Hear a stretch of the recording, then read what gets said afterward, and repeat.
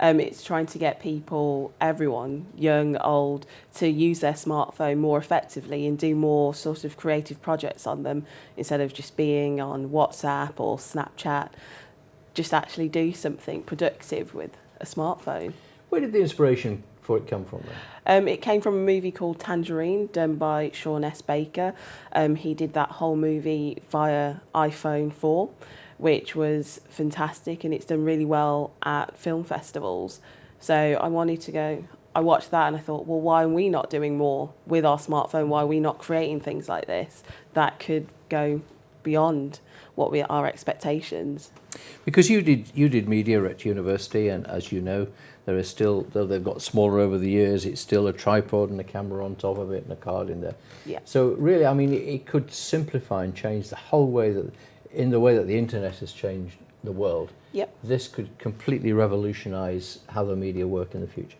Yeah, definitely. I know going forward, BBC are doing that much more now with the smartphone, doing some recordings when they're out filming and they can't get the camera and the tripod. So yeah, we're moving quite forward with the smartphone. So once you've recorded all this on your phone, Yeah. do you then edit it in a traditional way on a laptop there? Well, you can do both, and what I tend to get people to do is that you can do it all on your smartphone. There are quite a few apps that you can get that will help you do editing. Obviously, it won't go as far as a computer will, but it will give you something of a good quality. Do you sort of, when you see groups of young people sitting there, because their phones are glued to their hands, aren't they, 24 hours a day? When you see them, do you ever sort of have the urge to go up to them and say, look, why aren't you doing something creative with this? Because they do bits of videos all the time. They spend their life taking images of themselves, don't they? Yeah, they do.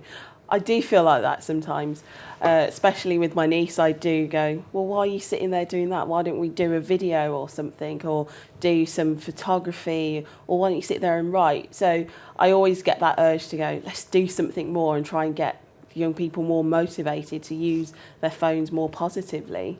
Because you mentioned writing there, and I mean, that's the other obvious thing. You're on a bus journey, you've got a bit of time to waste, whatever it is. You could be writing, couldn't you? You could be putting thoughts down and being creative. Yeah, you can do. Previously, we ran a workshop, and one of the participants in that workshop, he was a writer and he hadn't written in 3 years. And in that workshop, we got him to write a story in 15 minutes, which was fantastic. And at the end of it, he was like, that was amazing. I can't believe that I actually writ that much in that short space of time. So if you're aiming this at sort of late teens, presumably, or mid-teens at least, what reaction do you get from them when you say, look, why don't you do something more with your phone? With any teenager, you get the sort of, sigh and stuff. But once you get them motivated to actually start doing it, they realise they do enjoy it, and then they take that on with them and go forward with that. You said that you do workshops. Yeah. What sort of things are you saying to people? I mean, because the basics of using the phone, people know anyway, don't they? Yeah, so in the workshops, we're sort of giving them media skills as well, in terms of the lighting, on how to hold the camera and which positions are best. So in the workshop, we are giving them media skills, and we're also helping them build their confidence, because not everyone's confident in front of camera or behind it. So we're giving them that confidence to try and figure out what it is that they like about it. And we're also helping them be creative. So it made you kind of look back a few years to when you did your university course, and think that a lot of the things that you learned and were taught, important and useful as they were, are not really geared towards the next generation. No, I think if I look back to my university days, it was very regimented and we weren't going outside of the box.